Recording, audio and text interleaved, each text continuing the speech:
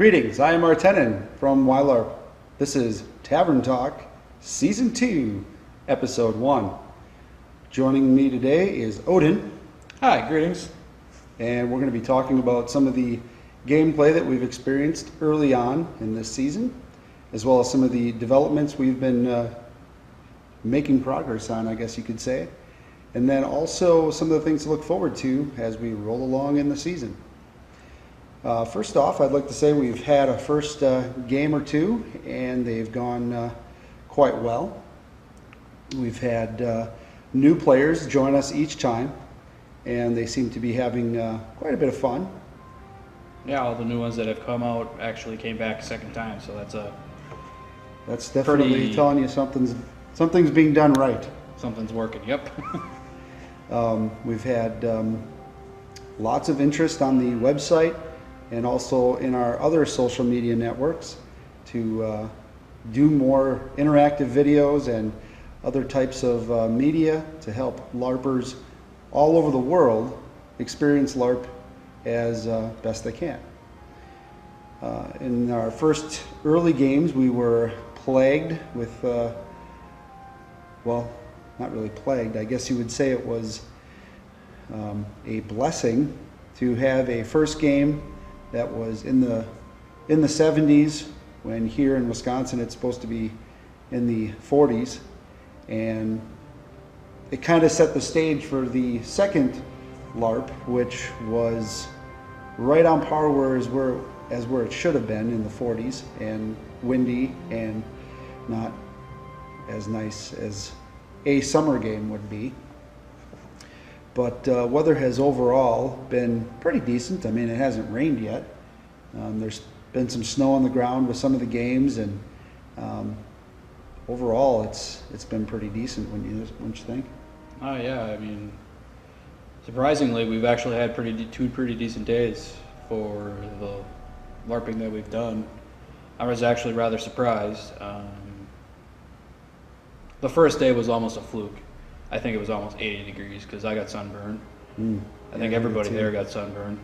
Not thinking, going from 30-degree weather to a day of 70 to 75 to 80-ish, to put sunscreen on, right. Which is something that we should think about, but then again, who would think that 80-degree weather in the middle of, as we would say, spring here in Wisconsin? Yeah, it would have gave us such nice conditions. So that's something to think about when you're going out to your LARPs, to make sure you have plenty of sunscreen on. And we've also come into some new LARPers who don't bring enough supplies with them, i.e. water, food, and that sort of thing. So we do have limited supplies at our games, and we were trying to wean a lot of that out as the promoter, but I think it's probably a necessary evil for the new players. A lot of times if you're new and you've never experienced LARP before, you don't realize how hands-on and physically active the game really is, whether you're just walking around doing quests or physically partaking in battles and those types of things. So it really is an interactive game, to the point where we do call it a sport. And it's Water, Gatorade are things that need to be there. Yeah. I mean, and then you also have to realize you're there all day, so maybe you want to pack a sandwich or, right. a snack or whatever. Most games, if they're actually going to be real hardcore LARP games, you're going to experience them over an entire weekend, where a lot of times food will be provided by your promoter, or you will experience an all-day game which may not have food in it, so you would want to bring a cooler with some beverages and some food. Some of the things that you may be able to experience in some LARPs is the ability to make some of the Renaissance or fantasy type food on site, and that also is a very adventurous and fun activity. So, but not all realms allow that, so it's to the discretion of the promoter and what the game folks really want to do. If you want to, as a player, adventure into that, it is something that can be done. Let's see, what do we have next? We didn't write a script. We basically just said, we're going to do a tavern talk. So Off our cuff here, so. You'll notice we have some new medieval costuming, and we'd like to thank battlestuff.com for providing that. What you see here is available for purchase on that site, and they are quickly growing into one of the LARPers' favorites as they continue to add more things to their site that you wouldn't not normally find in other Renaissance style websites or online stores. So they encourage feedback as well. They would like to hear from you. So drop them a line if you see something you like that you want them to carry. And it's going to be, totally involved in the LARP sport. So that was my cheap plug. Cheap plug for wearing the swag, but they got some of the best prices. So when you go to like a Renaissance festival, that's something that you can expect is a price hike when you're looking at clothing, because A, you can try it on right there, B, it's readily available, and C, it fits the theme of that fair. But you will be paying 20 to 50% more for that one item a lot of times. Now, that's not all the time. They do have some of the best deals, and again, they have a captive vendor audience, so you can find a lot of stuff you can't find anywhere else. And some things you're going to want to try on, like boots and gloves and things that are custom fit items. So I'm not saying that all Renaissance fairs have way overpriced stuff. That's just on most things, not all things. And now the Renaissance fairs hate us. But I know we're looking to go to Memorial Day is rolling around, and we got a tradition of joining our Renaissance Fair, our local one here in Wisconsin, one of the biggest ones, Bristol Renaissance Fair. And it is a huge fair with lots and lots of activities. And again, pack your sunscreen. Yeah, lots of it. There is just so much to do at those fairs. So we definitely recommend you check them out. On our map section, if you find the map section, you will see that Renaissance fairs are listed. And if you see a Renaissance fair that's not listed, let us know about it, or let the fair know to sign up, because that stuff is all free to them. So it's a good thing to know. Let's go back to our games that we started playing and the implementation of our new Unity program. We're still working on the rule set. It took us, we're into over a year of development on those rules. And basically, with the Unity program, we want to unify realms and clubs, groups, promoters, into a common rule set, a baseline rule set that allows a player to go from realm to realm and still gain the necessary points for that character to keep gaining experience. I mean, I guess we rolled out some of the rules just to try them out this last weekend. Mm-hmm. Just to see. I mean, obviously we can sweep zones because we have zones in our realm. So you can sweep a zone and then basically rename it. Once if you have a group.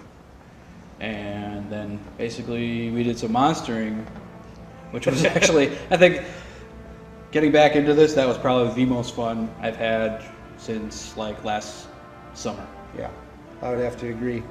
We when a group wants to claim a zone in the realm, the realm is split up into zones, and they're confrontational because we want confrontation. That's kind of half the fun. And then we have a group. Once you have a group that has 4 players or more, you can register that group or that charter in the realm and just in the game. And then that group would join us at our meeting location to officially announce that they want to sweep a zone, which we call the Altar of Storms. And some of you may know that name. And some people haven't told us to stop using that name, so we're going to keep using it until we're told to stop. But the group wanted to have it. They had, how many players did they have? They had 6. 6 or 7. Well, they had enough. 6, I think. They had Because enough to it do was it. 3 on 6. Right. And then the rest, the 3 of us that were not in their group for this smaller, again, local game, we were the monsters. And because we had to try to even it out a little bit, we were higher level monsters. And so we used our elders who had more experience in sword play and that sort of thing to be able to up the level for this relatively new group. And what we did is we decided to play the undead race, which is a new race that we rolled out with.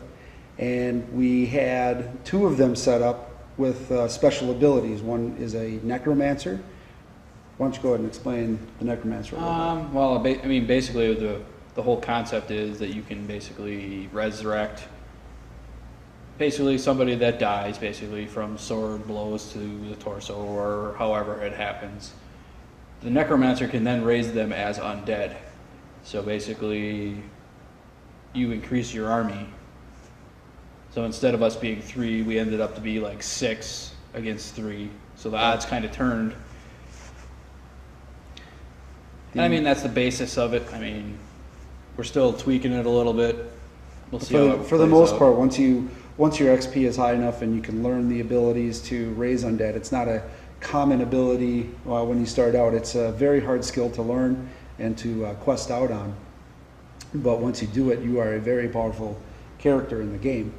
The other character that we put into play, or the other class that we put into play, was the Death Knight. And the Death Knight is basically the warrior of the undead. Basically the paladin of the undead. Right. And so once the necromancer rose the player as an undead player, the Death Knight could then tell that player and command them what to do. And it was, we thought it was going to be hard to explain to the new players, and they took to it. It was pretty easy. It was about a 1-minute overview of what that was. And a lot of these players didn't have any experience with MMORPGs or any other type of role-playing. So we think it's going to work out. We're going to do a video on each different class and what their abilities are, and then examples of their special abilities if they have them. So that way a new player can kind of take it in a little at a time, on their own time, in a video setting, which will allow them to learn as much as they can. The reason we have such diversity is just to really keep the game evolving, keep players it a little more spontaneous too. I mean, a little more on the create your own character kind of thing, because I mean, really just swinging swords towards the end of last season, it just seemed to get stagnant. Mm-hmm. I mean, and the questing was, the people who were writing the quest givers were getting kind of burnt out. They were getting burnt out, so we needed to throw some more elements into the game. And we used a lot. I mean, we were able to talk with a lot of different groups that are doing it and looking at what they have, and most of them are very, very helpful. And we're excited to have another group get started. So that is one of the nice things about most of the LARPing community, is that they are willing to help out and they are willing to share ideas, which is what we're really, really focused on. So that's a really great feature.